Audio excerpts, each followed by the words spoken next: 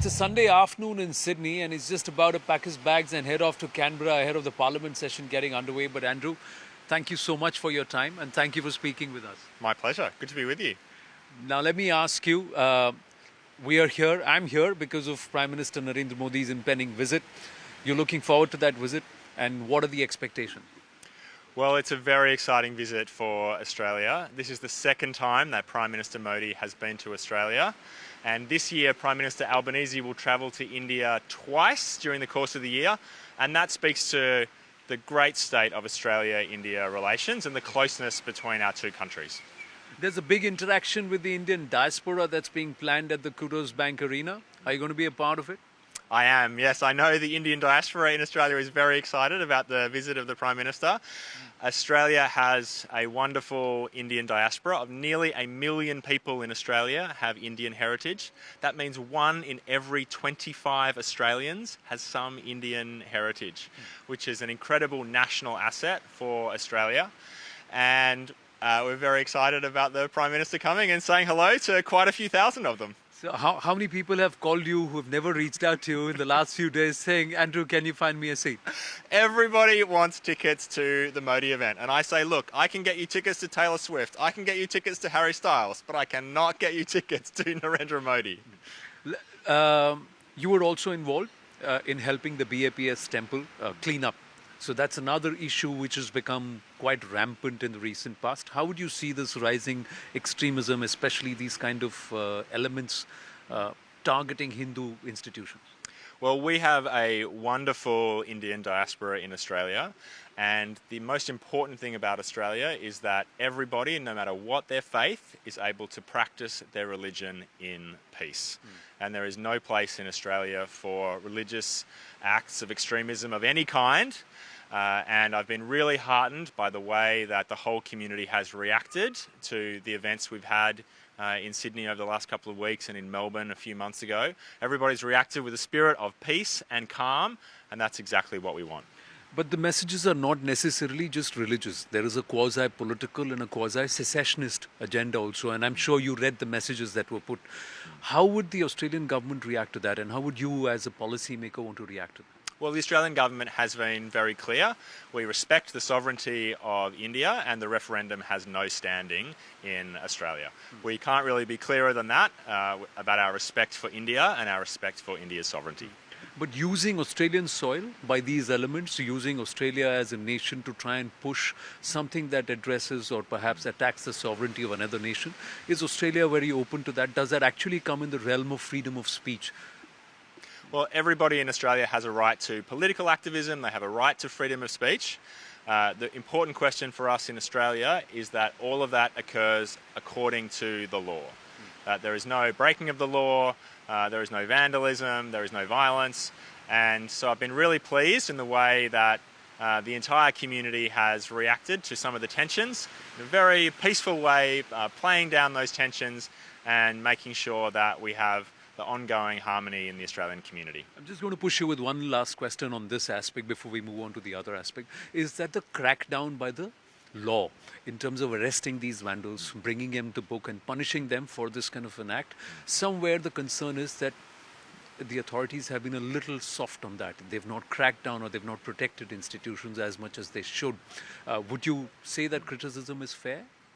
No, I wouldn't. Certainly state and federal authorities in Australia have been investigating these crimes, and let's call them what they are crimes, and making sure that we do our best to bring the perpetrators to justice.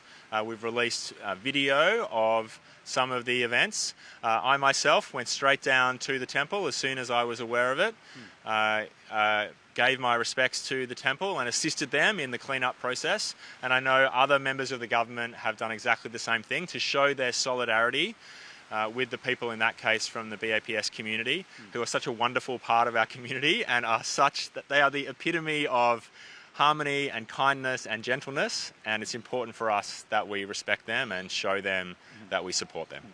What is this Little India project all about? Let me ask you that. You're going to tell us that. This is happening in your constituency? Absolutely. For anyone who has not been to Sydney and has not visited Harris Park in Sydney, they need to come down. Harris Park is a place in Sydney that we call Little India.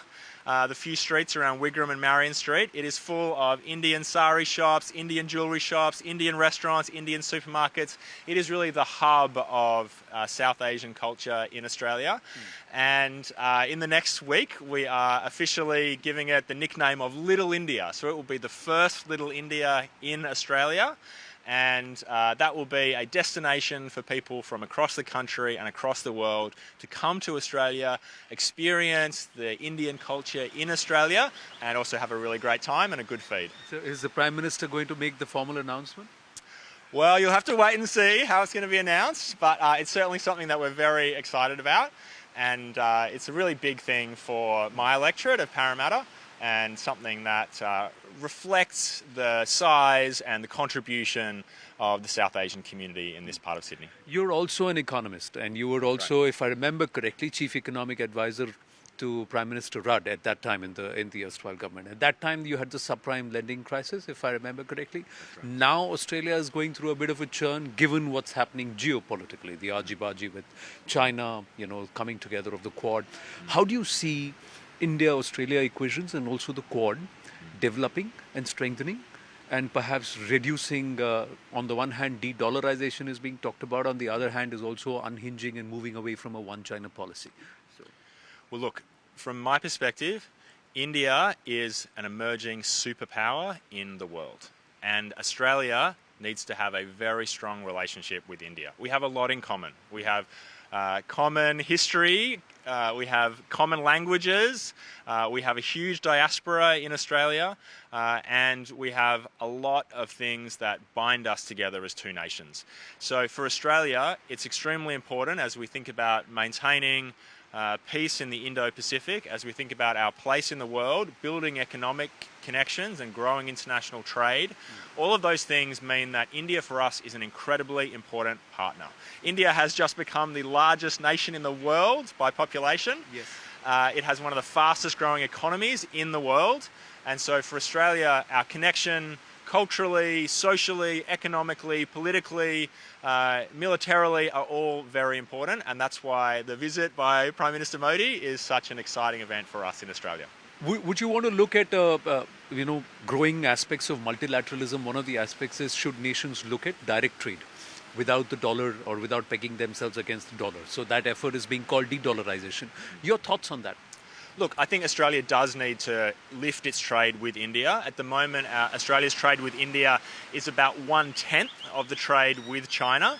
So any opportunities we have to create business-to-business links, to reduce the frictions in trade and support more investment are going to be very important for us. And I think the diaspora also has a really important part to play in that, because the Indian diaspora in Australia has those economic links back with India and around the world, and we need to be using those links to grow the commercial relationship between Australia and India. The Economic Cooperation and Trade Agreement that was signed during the previous government, we see the Labour also taking it forward in the current government. Do you see steps being taken towards a full-time free trade agreement with India? Absolutely, and this free trade agreement has been a long time in the works. I remember travelling to New Delhi when I was advisor to Prime Minister Rudd to kick off negotiations on a comprehensive partnership, and it's been more than 10 years to get to the end of this free trade deal that we have now. But I think for me, it really is an important deal, but it's a deal that we can continue to extend with more areas of trade coming into the relationship, more tariffs being reduced, and a stronger bilateral economic relationship. So I think there's more work to do, but we're starting from a good base. Okay. So one Indian food that you like? Well, we have so many Indian restaurants in Parramatta. There's one restaurant called Dosa Hut, which serves fantastic dosas, which I really love and my kids really love. But I will get in trouble because there are so many to choose from. So we've got to go and try out Dosa Hut at Harris Park in Parramatta. We've got to do that. I'm going to do that. Are you a cricket fan? I am, yeah, looking forward to it. So who's your favourite cricketer?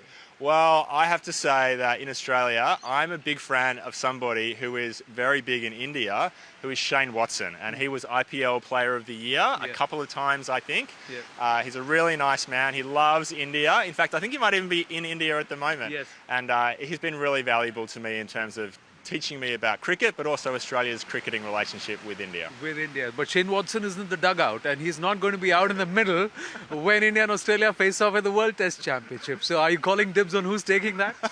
Look, no, I think it'll be very fascinating to watch. But I think India's been playing extremely well. Australia's had a very long period where of a good rivalry between Australia and India, and I think that the Indian team is in a fantastic position at the moment. Yeah. You feel India going to that match as favourites? Well, as an Australian, I can't say favourites, but I've certainly been very impressed by the way the Indians been playing. Andrew, fantastic speaking with you. Thank you so much. On a Sunday, you've taken out time to chat with us. I look forward to seeing you there on the 23rd. Great pleasure. Thank you. Looking forward to it. Thank you. Thanks, Andrew.